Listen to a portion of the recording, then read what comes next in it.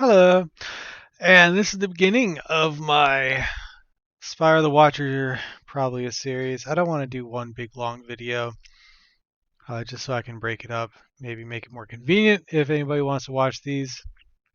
But I wanted to get this out here because I'm by no means, a super awesome player, but I've spent a lot of time in this dungeon, and so I know it very thoroughly. And there may be some things that I don't know about it, but some people can just go through it, first, second, third try, do a solo flawless master, be awesome, and not really even have to know too many technical things about the dungeon. But me, I'm not as good, and I imagine there are a lot of players out there who aren't on that goated level who could benefit from knowing some more technical things. So, anyways, uh, to start off with, this is I guess I'm playing my Solar Hunter. I was thinking of doing my Solar Titan, but Solar Hunter is fine too. I run Blade Barrage for when I use my super, rarely. Gambler's Dodge, Triple Jump, Knife Trick. Very important to use Knife Trick and not to use the Exploding Knife. Whichever one, the Proximity Explosive. Yeah, don't use that one. I use Healing Grenade because I love healing. Got Knock 'em down on your mark. I use Ember of Torches, Ember of Searing, Beams, Solace, and Benevolence. These last two are here for healing. Increased duration of restoration, and then uh, applying restoration in class gives you ability regeneration for a short duration. So that's that. See, my stats aren't super impressive. It's all about resilience. I like the mobility, but nothing is super important in my opinion other than resilience because my class ability is whatever. My charged melee comes back every time I kill something. So usually I kill something. If I don't, then I use my class ability to bring it back, and then I'm more careful for the next minute or so. So, armor, I use Assassin's Cowl, so I go invisible when my melee kills somebody. And it's powered melee. Also finishers. And then just other fun, I used, the cowboy hat. All fun. Notice my mods, solo operative, weekend clear. I don't like to switch out my mods too much. And if I wait till Achilles to apply weekend clear, I might forget to do that. So I just have it the whole time. Got Linear Fusion Finder, Linear Fusion Scavenger, running Well of Life, Melee Well Maker, Well of Ordnance. Well of Ordnance is there so that my healing grenade can come back as often as possible. Weapons, Wish Ender to get that unlimited long range destruction, as well as a little shield piercing is decent for the Hydras. I won't be using it in the boss fight. Use Trace Rifle to do the nodes, also to start out killing the Minotaurs. I use it to clear their Void Shields and about half their health. Finish up with a Knife Trick to give me about 10 seconds of invis right after I kill them and collect their Arctrition. And then the Taipan with Triple Tap, Frenzy, and Vice Stinger. Super great. Once I get to Achilles, I'll be switching to Wither Horde. You might see me switching back and forth between them, but I'll save the explanation for later. That will definitely be a separate video. Probably be doing it today though, because this run up to Achilles and Persis, I imagine I won't make it there because I have a couple other things to do maybe today. But this won't be super long. Knock this out super fast. Persis takes me probably, at least as long as the whole dungeon up to him, if not longer. My DPS isn't very awesome against him. I don't tend to use Wither Horde because I like to have other weapons in my primary and secondary slots.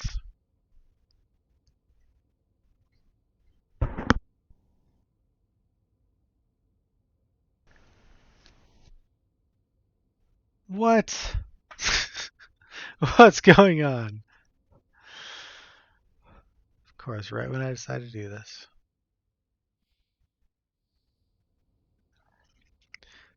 Pause this in case something weird happens. Oh, no, I think we're okay. All right.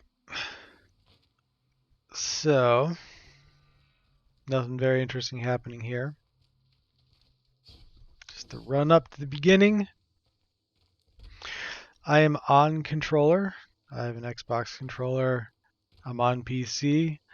For precision events like a callus, I'll switch to mouse and keyboard.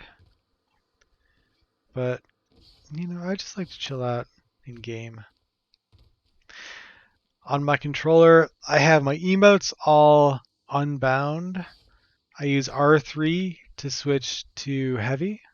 I use right D-pad for an uncharged melee. I use up D-pad for finisher. R1 is always a charged melee. So to start the encounter with doing that, could just run out to the middle. And then I do one wish ender to him, followed by a knife trick. And there, invis for 10 seconds. I start by going to the right, down, down, hit, jump, jump, jump, jump, up in the air. I saved the goblins for invis. I didn't need invis right there, so I didn't hit him with my knife trick. But I get invis there, go there. So the first one is almost done. Do not complete circuits until all 4 of them are ready to be completed. Otherwise, you'll spawn supplicants. So for this circuit here, I know I'm going fast. Jump up to get that second one. Oh, let me get some healing and some invis. I do those first 3 nodes up top, then come down, go through the tunnel, and get these 3 nodes. And then I'm going to finish the last 2 nodes up top when I come back out. So I'll take one of those there. Shoot. Get the other one. Not that I really needed to. Get that. Get him. 2, 3 jumps. Into the side. That circuit is almost ready. And now we're on to the final circuit. Normally I take a look back at the very first circuit to make sure that I hit that. I may do that, or I may not. Got 12 seconds of arc, 15 seconds of arc, so I will give it a look if I can get invis for a second. I'll just do it anyways. Yep, we are good to go. So I hit a healing just for fun.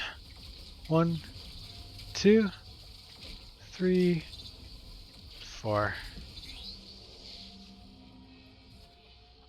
Just that easy. I'm going to stop this video and do a new one for the next portion. But, things to note for this encounter. Notice how I avoided killing all the harpies. I think when you start killing harpies, supplicants spawn on their own. I ignored the cyclops up at the top. They're up at the 4 corners there. You can deal with them, but if you just keep moving, they're going to have trouble keeping up with you. That's the big stuff. Some interesting things to think about is the jump up to here can be kind of awkward. So don't feel bad if you want to use this box as a first jump, second jump up. Starting off this encounter by going down here is very awkward. Very awkward. Got there, got momentum, turn around. All right, come here and hit. Maybe you get caught on the jump up. I just have a lot of practice, and that's why I didn't seem to get caught.